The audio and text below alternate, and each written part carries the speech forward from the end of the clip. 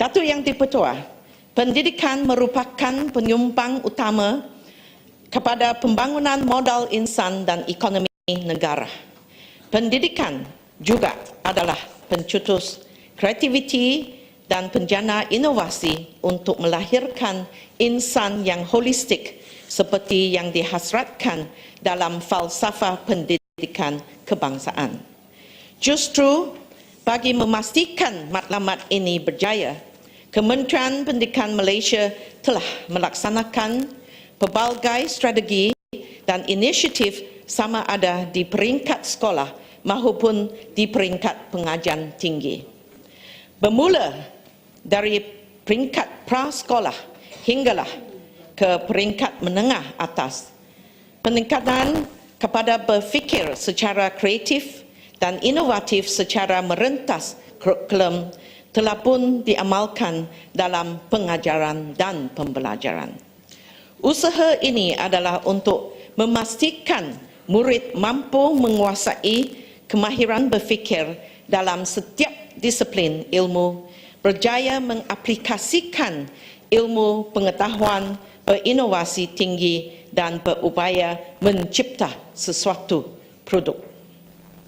Justru di bawah Plan Pembangunan Pendidikan Malaysia atau PPPM yang bermula pada tahun 2013 hingga 2025, penekanan tersebut terus diberi perhatian dan dijadikan sebagai salah satu inisiatif penting melalui anjakan pertama.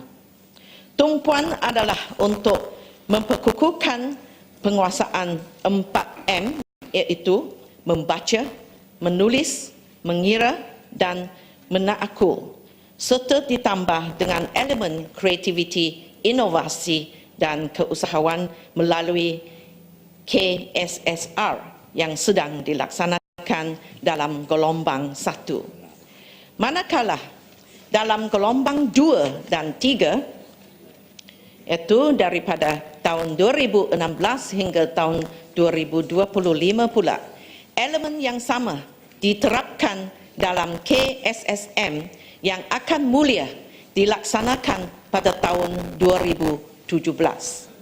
Sebagai usaha menambah baik sistem pentaksiran, elemen dan nisbah soalan yang menguji tahap kemahiran berfikir asas tinggi atau KBAT telah dilaksanakan melalui pentaksiran berasaskan sekolah atau PBS. Kementerian Pendidikan Malaysia juga telah berusaha untuk meningkatkan nisbah murid dalam pendidikan sains, teknologi, kejuruteraan dan matematik atau STEM melalui dasar 60-40 sains, teknikal dan sastra. Sehingga ini, dasar tersebut telah berjaya membawa 5% murid lulus menengah rendah memilih untuk mengikuti aliran sains, dan usaha ini akan diterus dipertingkatkan sehingga mencapai tahap yang ditetapkan. Untuk maklumat Dewan Yang Mulia, keupayaan untuk melihat keberhasilan modal insan dalam bidang rekaan, inovasi dan penciptaan sebenarnya telah pun dapat dicapai melalui pencapaian aktiviti-aktiviti core curriculum. Pelajar yang mewakili negara sama ada di peringkat sekolah ataupun institusi pengajian tinggi telah berjaya merangkul pelbagai kejayaan yang cemerlang. Sebagai contoh, antara kejayaan pada tahun ini sahaja, di peringkat sekolah, murid kita dari SM Sains Tuanku Syed Putra Perlis memenangi Special Award from United Airlines Foundation in 64 dengan izin. Intel International Science and Engineering Fair, Phoenix, USA dengan izin. SMK Iskandar Shah, Jasin Melaka telah menangi Johan dalam National University Singapore Brain Camp Singapore dengan izin. Sekolah Sultan Alam Shah memenangi pingat emas dalam Malaysian International Young Inventors Olympiad dengan izin, dan sains SM Sains Sultan Haji Ahmad Aha memenangi tempat pertama dalam pertandingan 21st International Environment Project Olympiad dengan izin di Turki.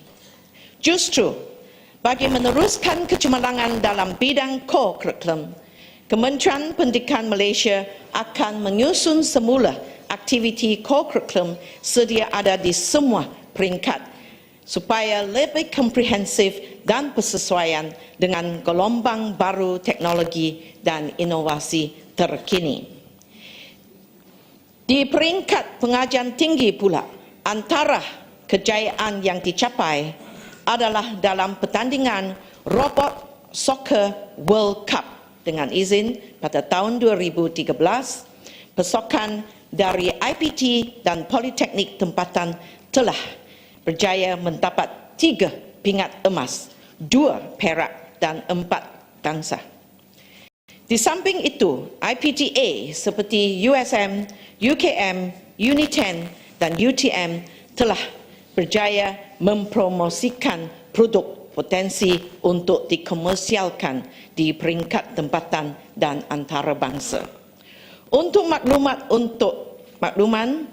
untuk UTM sahaja, sehingga kini sebanyak 653 pengiktirafan kebangsaan dan 2,258 pengiktirafan antarabangsa telah diterima oleh penyelidik UTM dalam penghasilan reka cipta dan inovasi, dan lebih 2,000 hasil R&D dilindungi harta intelek. Datuk Yang di-Pertua, bertitik tolak daripada kejayaan yang saya menyatakan tadi, maka Plan Strategik Pengajian Tinggi Negara juga telah memberi penekanan terhadap aspek inovasi dan kreativiti melalui projek agenda kritikal terutamanya dalam bidang penyelidikan dan pembangunan.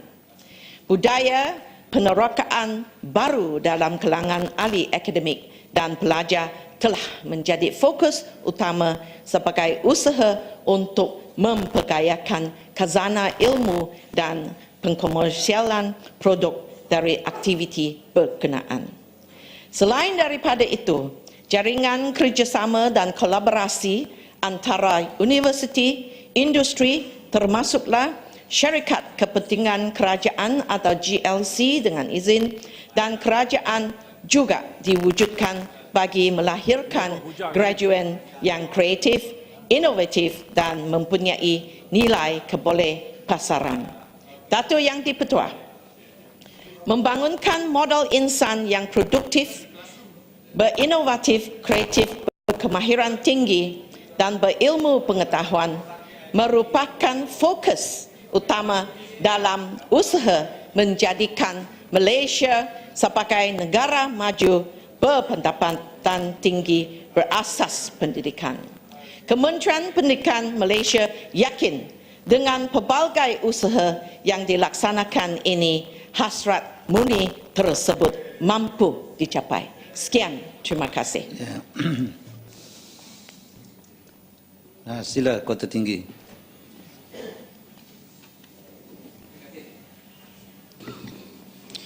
Minat dan pembudayaan bidang rekaan, inovasi dan penciptaan dalam sains dan teknologi boleh dipupuk menjadi pemangkin kepada pertumbuhan industri peneraju yang membina ekonomi masa depan.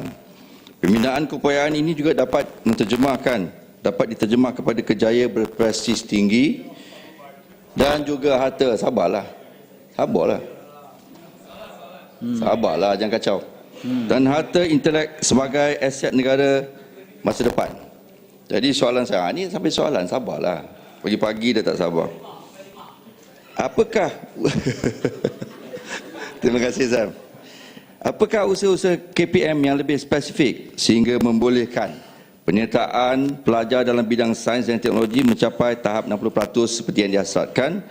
Apakah kementerian juga akan mewujudkan insentif dan kerangka tambahan baru yang bersifat interaktif agar pelibatan amali secara berkala atau berterusan ataupun continuous interactive practical engagement dengan izin boleh diwujudkan supaya pembudayaan ini dapat dikuatkan lagi. Terima kasih.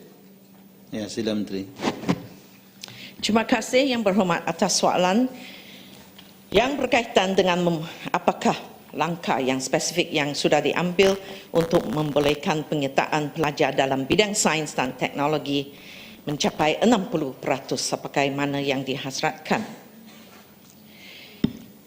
Datuk Yang di-Pertua, untuk makluman ahli yang berhormat, satu jawatan kuasa mengkaji dasar 40 aliran sains teknikal sastra yang terdiri daripada tokoh dan pakar dalam berbagai bidang telah ditubuhkan pada 9 hari bulan Februari tahun 2012. Dan salah satu peranan jawatan kuasa tersebut adalah untuk mengenal pasti nilai tambah yang boleh menyumbang kepada peningkatan minat dan penyertaan murid dalam bidang pendidikan sains dan matematik. Antara strategi dasar sains teknikal sastra 60 dan 40 yang sedang dilaksanakan adalah seperti berikut. 40% murid lepasan PMR disalurkan ke aliran sains secara automatik oleh lembaga peperiksaan dan memberi keutamaan untuk murid aliran sains dan aliran sains dan teknologi mendapat tempat di IPT. Strategi yang kedua, semua pengajaran dan pembelajaran mesti menggunakan pendekatan pembelajaran inquiry dan memasukkan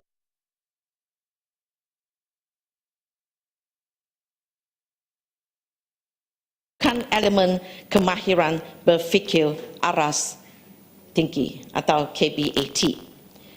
Strategi yang kedua ada berkaitan dengan untuk mewujudkan peperiksaan berpusat amali sains peringkat sijil pengajaran Malaysia. Strategi yang keempat adalah kurikulum latihan guru sains, teknologi, kejuruteraan dan matematik STEM menjurus kepada kepakaran dan kemahiran dalam bidang sains tulen dan teknologi. Strategi yang kelima adalah untuk membuat perancangan media untuk mempopularkan bidang sains dan teknologi menggunakan sama ada program-program televisyen, surat khabar, poster bus stop, paparan dalam store, iklan banner di web, ada flyer di Facebook dengan izin, serta kolaboratif dengan Kementerian Penerangan dan Kementerian Sains, Teknologi dan Inovasi. Dan yang terakhir, guru-guru sains yang berkelulusan ijazah sarjana muda sains dengan pendidikan yang berkelayakan dan memenuhi syarat-syarat yang ditempatkan diberi peluang untuk menyambung pengajaran di peringkat sarjana dan kedoktoran dalam bidang sains tulen. Sekian, terima kasih. Ya, Kepung. Datuk Yang di-Pertua, soalan tambahan. Saya nampaknya pandai berminyak dan dengan tilawat ataupun pertandingan kenyataan sebelah situ, sebelah sini dan sebagainya. Bolehkah Yang Berhormat menerangkan dengan segelintir yang terpilih yang dapat itu hasil yang cemerlang, kita mesti galakkan, tapi dengan usaha kerajaan seperti menggunakan 270 juta ringgit untuk melatih guru dalam bahasa Inggeris, apakah hasil untuk pencapaian di dalam bidang misalnya sains dan teknologi? Ini penting. Saya berharap Yang Berhormat dapat menuju kepada itu pencapaian selepas kita belanja beratus juta ringgit. Ya, sila Menteri. Terima kasih atas soalan yang dikemukakan oleh Yang Berhormat. Di sini saya nak rujuk kepada satu model di mana kita menggunakan model ini yang terdiri daripada 3 langkah. Dengan izin, model ini adalah input,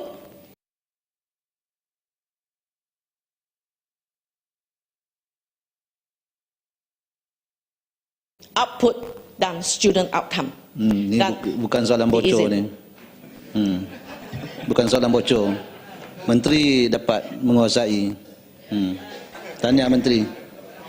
Dan di sini saya nak memberi satu contoh di mana Yang Berhormat tanya tentang pengajaran dan pembelajaran bahasa Inggeris atas inisiatif MBI, macam mana ini akan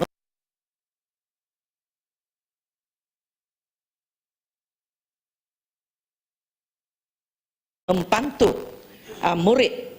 Dan saya nak memberi satu contoh di sini yang baru-baru dilakukan dalam satu pertandingan yang dianjurkan oleh Pizza Hut dan The Star, NIE. NIE, Newspaper in Education, dengan izin. Dan di situ kita boleh melihat banyak aplikasi konsep sains dan teknologi apabila sekolah-sekolah melibatkan diri dalam pertandingan yang dinamakan tailspin, dengan izin. Dan pertandingan ini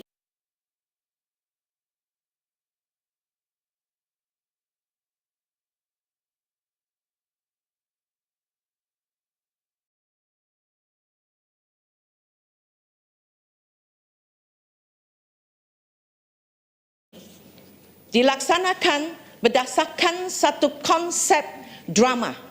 Dan dalam drama itu kita boleh